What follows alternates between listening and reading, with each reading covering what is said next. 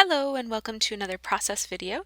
This is one that I've done for scrapbooksuppliesonline.com.au, and for this layout I'm using the Pretty Party collection by Crate Paper, and I have the collection pack, which includes a whole bunch of paper. I can't remember how many.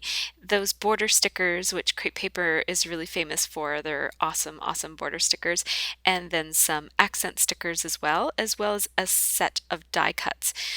In addition to the collection pack, I also have a set of brads that you see me opening there, and I also have the set of chipboard that goes with the set.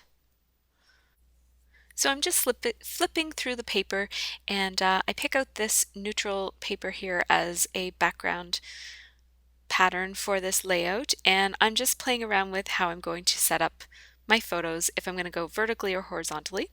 I end up going with horizontal. And so now that I have my, I guess, general scheme picked out as far as layout goes, I'm just picking some papers, and these papers are really beautiful. They have a really nice vintage feel, but they're cleaner than some vintage papers. They do have distress on them, but they're really beautiful. So I'm just picking out a couple of papers that I think look nice together and that I think are going to look nice with my pictures. Those are some doilies from my stash that I'm just adding into this layout just to kind of give the photos a bit of emphasis. And I do apologize, you're going to see a lot of my head in this video. I don't know what happened. I think I had my tripod set up in the wrong orientation, and yeah, you're going to see a lot of my head. I did cut out some of it because there are parts where that's like all that you can see, so my apologies for that. I've got really wild hair today too, so so um, yeah, maybe you'll get a bit of a chuckle out of that. So now I'm just using, that is called Tasteful Trims, and it is a Sizzix die for Stampin' Up, and I just use that to get that little zigzag trim. And I'm cutting two of all of my trims here because I'm going to want trim above and below each piece of paper. This is the Martha Stewart double loop border punch. I think that's what it's called, double loop. Yes, that's what it's called. And so again, I'm just going to do two of everything. Yeah, my hair is really wild, guys. Sorry. um, and this is my double embossed dotted lace punch, which is my favorite punch. It's by EK Success, and I use it a lot. It looks like it punches those circles, but it just embosses them, and it actually doesn't do a very good job of embossing. So it's really just a scalloped punch. If you press super hard, it'll emboss.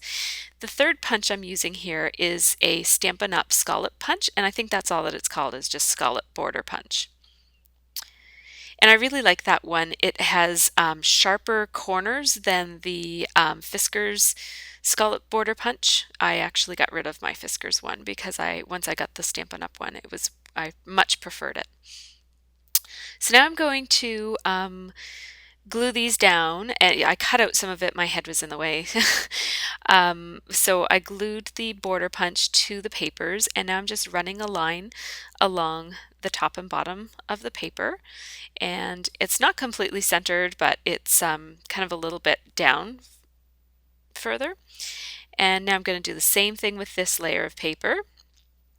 So this is a layout that's pretty symmetrical. It's symmetrical vertically. Yeah, so I'm just going to layer that paper there. And that's a really nice red on cream polka dot. I love that paper. And now this is the Tasteful Trim from Stampin' Up! That I'm just putting on there. I put it on a little crooked, so I had to tear it off. I'm going to put the other one on, and it's easier to put the adhesive on the paper in that situation because the trim itself is so narrow that I didn't want to get glue everywhere. So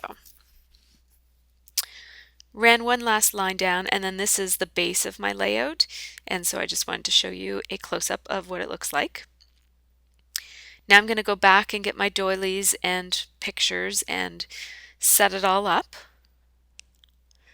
So that is pretty much what I'm going to be doing. So now I'm gluing down my doilies so that they're, pretty evenly spaced. These are 3 pictures of my daughter eating pizza at probably the best pizza place in town. It's called Salvatores, and I used to work right upstairs from there. So Scott and Sophie had stopped in. I think they had to drop something off for me, and then they had pizza downstairs. Here I'm sewing across those doilies. I'm not sure why I did that because you can't see it at all once you put the pictures down, and I kind of knew that, or I should have known that. I don't know what I was thinking, but all of that sewing gets covered up. I did put another extra couple of strips of sewing down the bottom corner because I thought I'd do an embellishment there, but I changed my mind about that too. So now I'm thinking that those photos need some kind of a mat, and as you guys might have noticed, I often use craft paper bags for my mats. Um, but I'm not gonna here. I want to, but it's just not working for me. So what I'm gonna do is I'm gonna grab a piece of cardstock, just brown. This happens to be Stampin' Up! Early Espresso. And I just needed something that was a brown that wasn't going to clash with that dark wood grain that I have behind it. At first I picked out a more chocolatey brown and it had too much orange in it, so it really didn't look very good. So that's why I went with the Early Espresso. It's a much more, I don't know, it's not as orangey. So I'm not sure what I'm doing now. Maybe I'm looking at embellishments. Yes, I am. So I'm having a look at what stickers, that's the chipboard. And those chipboard shapes are exactly the same shapes that come in the die cut shapes that come with the collection. And so I'm just putting a piece of wax paper behind the chipboard frame there because I'm going to put my title on it, and I'm pretty sure I'm going to want to fiddle around with the stickers because I've got a fairly long title and I wasn't sure how they would fit. So just put the wax paper in there temporarily. And now I'm just looking at my thickers. I chose a set, they're not thickers actually. I chose a set of Studio Calico chipboard letter stickers, and I just really liked how that tone of teal looked with the rest of the papers that I was using. So I think that color really works well with this collection. And I don't know if I wrote down the name of those letters, but they are by Studio Calico. Studio Calico Chipboard Alpha, that's all I wrote down. They might not have a name. So I outlined that just with my pencil so I could get a sense of how big to cut the oval to go inside of the frame, and it turns out that those stickers are not very sticky, so I didn't really need the wax paper. So that's why I'm actually composing this on the paper. So here I'm just kind of fiddling with the title. I want it to look like one word, even though I have to hyphenate it.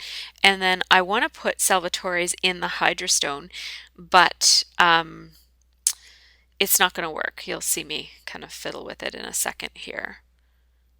So I'm going to get my tiny stickers. So I put back my big stickers and I'm getting my tiny letter stickers. And I'm thinking I'm going to want to use a brad somewhere on that title piece. And so I'm just picking out some little letter stickers that I might be able to write Hydrostone in.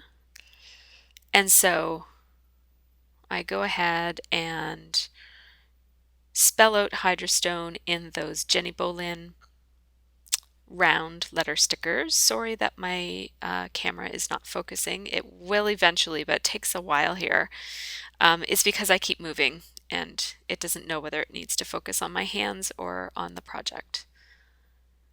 So here I'm trying to say in the, and I've got those teensy weensy little, I think those are by Pink Paisley letter stickers, but they weren't fitting. So then I just decided to spell out Hydrostone, and then I'm going to put brackets around it because I just don't have room for in and the. So just in case I forget where this was taken. So there's a close-up of the title piece. And I think I'm going to forget to zoom out here, so my apologies on that. In the process of moving the stickers, I tore the layers apart of that O, so I just glued it, and then the glue was oozing, so I used my sweater to sop it up because that's my scrap room sweater, so I don't really care if it gets glue on it. I'm such a slob. um, Anyways, I'm using that chevron yellow ribbon as a little embellishment to go along with the brad. And I'm not sure why I glued down the brad. It wasn't sitting down there properly. It needs to go through the paper in order to really sit properly where I've got it. So I'll go back later. You'll see me do that. So now I've decided to place these photos a little bit skewed instead of all lined up. Everything else in the layout is very, very lined up. So I just felt like it was looking way too formal for my style of scrapbooking. I just don't do things that formal. So that's why I threw on a couple staples and set up the photos so that they're a little bit more skewed. It's just kind of more in line with the way that I like things to look. So I had to put an extra layer of dimensional adhesive on that last picture because it has to go over top of the chipboard, which is fairly thick. So that last photo does pop up a bit more than the other two. And I think that's okay because it's sort of my favorite picture of them, so of the three. So now I'm just looking for what I'm going to use to embellish this with. I really, really wanted to use that tag somewhere, or that's a tab, not a tag. I wanted to use that somewhere on one of these photos, but I just couldn't get it to look not busy. So I decided to put it down there in the corner, which is where I've got my machine stitching. So I'm kind of trying to put a couple of layers there and not really realizing that this whole layout is going to be off balanced if I do that because the title is in the top right hand corner. So if I put my little cluster in the bottom right hand corner, it makes the whole layout lopsided. So I will end up changing that. It's just because the machine stitching was there, I thought I had to do it that way. And then I realized, hey, I can just machine stitch on the other side too. So yeah, it takes me a while to figure some of these things out. um, so yeah, then I didn't like that I had outlined that one, so I went back and there are a couple of options there. So I just replaced that tab and I'll use it on something else. So I'm just putting the date on, and I did some ghost stamping there. I don't know if that's what it's called, but that's what I call it. Just to, again, to make it look a little bit messier. And here's where I realized that I'm going to need to put that cluster in the other corner. So I do a bit of sewing there. I'm sorry, I forgot to zoom out, but I'll just describe what I'm doing. I'm doing the sewing in the other corner there. And then I'm gluing down the embellishment that you already kind of saw me make, just those layers, with a chipboard tab and a piece of pattern paper and the date stamp. And now just so that it doesn't look weird to have stitching in two corners, I'm just putting stitching in all four corners. So I'm just trimming up all of my threads. This is not a layout that I want to leave my threads hanging on, so and then that is a sticker from the sticker elements, and I'm going to do a tiny bit of journaling there. I didn't leave quite enough room, so I did have to squeeze in my last line there, but that's okay. And so I put it in there, and then I kind of was feeling like it's getting lost amongst that really busy pattern, so I wanted to put something else, something between my journaling and that busy pattern. So I took that pink frame and layered it behind the journaling sticker, and I just have to kind of add a bit more adhesive there because it wasn't sticking. And then I'm going to do some outlining, and that will further separate that element from its background. And then I'm going to put a couple of brads, and I'm trying to stick with, well, at this point I think I'm only going to put one brad, but I'm going to go back and add some more. And I added a solid brad because there's just so much going on with that pattern paper. Here's where I go back and I take off the adhesive from that brad and end up using it as an actual brad.